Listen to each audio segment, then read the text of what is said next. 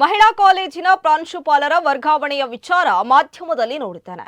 ಇದೊಂದು ಶಾಸಕರ ಸೇಡಿನ ಕ್ರಮದಂತೆ ಕಾಣುತ್ತಿದೆ ಎಂದು ಮಾಜಿ ಶಾಸಕ ಸಂಜೀವ ಮಠಂದೂರು ಮಾಧ್ಯಮದೊಂದಿಗೆ ಹೇಳಿದ್ದಾರೆ. ಇನ್ನು ಪ್ರಜಾಪ್ರಭುತ್ವದಲ್ಲಿ ಪ್ರತಿಯೊಬ್ಬರಿಗೂ ಪ್ರತಿಭಟನೆ ಮಾಡಲು ಹಕ್ಕಿದೆ. ಪ್ರಜಾಪ್ರಭುತ್ವದಲ್ಲಿ ಅನುಮತಿ ಪಡೆದೇ ಪ್ರತಿಭಟನೆ ಮಾಡಬೇಕೆಂದು ಏನೂ ಇಲ್ಲ.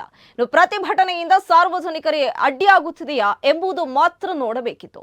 ಮಹಿಳಾ ಕಾಲೇಜಿನ ವಿದ್ಯಾರ್ಥಿಗಳ ಪ್ರತಿಭಟನೆಯಲ್ಲಿ ಸಾರ್ವಜನಿಕರಿಗಾಗಲಿ ವಾಹನಗಳಿಗೆ ಅಡ್ಡಿಯಾಗಿಲ್ಲ.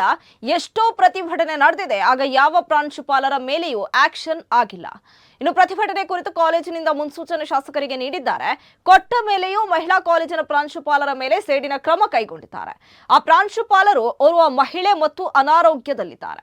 ಜೊತೆಗೆ ಪರಿಶಿಷ್ಟ ಪಂಗಡಕ್ಕೆ ಸೇರಿದವರಾಗಿದ್ದಾರೆ. ಅವರ ಮೇಲೆ ಆಕ್ಷನ್ ತೆಗೆದುಕೊಳ್ಳುವುದು ಒಬ್ಬ ಮಹಿಳೆಯ ಮೇಲೆ ಶಾಸಕರಿಗಿರುವ ಕಾಳಜಿ ಎಷ್ಟಿದೆ ಎಂಬುದನ್ನು ತೋರಿಸುತ್ತೆ. ಒಂದು ರೀತಿಯ ಗೂಂಡಾ ಪ್ರವೃತ್ತಿ ಪುತ್ತೂರಿನಲ್ಲಿ ಪುನರಾವರ್ತನೆ ಆಗ್ತಾ ಇರುವಂತದ್ದು ಮೇಲ್ನೋಟಕ್ಕೆ ಕಾಣ್ತಾ ಇದೆ ಎಂದು ಅವರು ಮಾಧ್ಯಮಕ್ಕೆ ತಿಳಿಸಿದ್ದಾರೆ. ಪುತ್ತೂರಿನ ತಾಲೂಕು ಆಫೀಸಲ್ಲಿ, ಹಳೆ ತಾಲೂಕು ಆಫೀಸಲ್ಲಿ ನಡೆಯುತ್ತಿರುವಂತಹ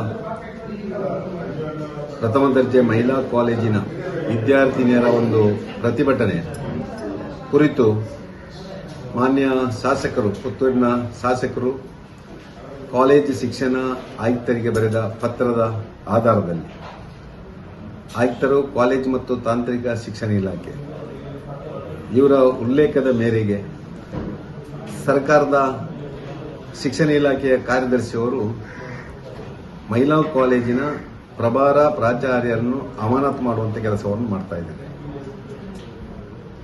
ಮಾಡಿ ಆದೇಶವನ್ನು ನಿನ್ನೆ ದಿವಸ ಹೊರಡಿಸಿದ್ದಾರೆ. ಇವತ್ತು ಮಹಿಳಾ ಕಾಲೇಜಿನ ಪ್ರಭಾರ ಪ್ರಾಚಾರ್ಯರು ಒಬ್ಬರು ಮಹಿಳೆ, ಪರಿಶಿಷ್ಟ ಪಂಗಡಕ್ಕೆ ಸೇರಿದವರು, ಅನಾರೋಗ್ಯದ ನೆಲೆಯಲ್ಲಿ ಇಲ್ಲಿಗೆ ವರ್ಗಾವಣೆಯನ್ನು ತೆಕ್ಕೊಂಡು ಇಲ್ಲಿ ಪ್ರಾಮಾಣಿಕವಾಗಿ ಕೆಲಸವನ್ನು ಮಾಡಿದ್ದಾರೆ. ಅವರ ಬಗ್ಗೆ ಮಕ್ಕಳಾಗಲಿ, ಮಕ್ಕಳ ಹೆತ್ತವರಾಗಲಿ ಯಾವುದೇ ಒಂದು ಅಪಸ್ವರವನ್ನು ಎತ್ತಲಿಲ್ಲ. ಅವರ ನಡವಳಿಕೆ ಆಗಿರ್ಬೋದು, ಅವರ ಚಟುವಟಿಕೆ ಇರ್ಬೋದು, ಇದರ ಬಗ್ಗೆ ಎಲ್ಲರೂ ಪ್ರಶಂಸೆಯನ್ನು ವ್ಯಕ್ತಪಡಿಸಿದ ಸಂದರ್ಭದಲ್ಲಿ ಒಬ್ಬ ಪ್ರಾಚಾರ್ಯರನ್ನು ಗುರಿಯಾಗಿಟ್ಟುಕೊಂಡು ಪ್ರಾಚಾರ್ಯರು ನ್ಯಾಯಯುತವಾಗಿ ಮಕ್ಕಳ ಪರವಾಗಿ ನಿಂತ ಪರವಾಗಿ ಬಹುಶಃ ಶಾಸಕರು ಇವತ್ತು ದ್ವೇಷದ ಒಂದು ನೆಲೆಯಲ್ಲಿ ಏನು ಶಾಸಕರೊಟ್ಟಿಗೆ ಅವರು ಚರ್ಚೆ ಮಾಡಿದರು ಎನ್ನುವಂಥ ನೆಲೆಯಲ್ಲಿ ಅವರನ್ನು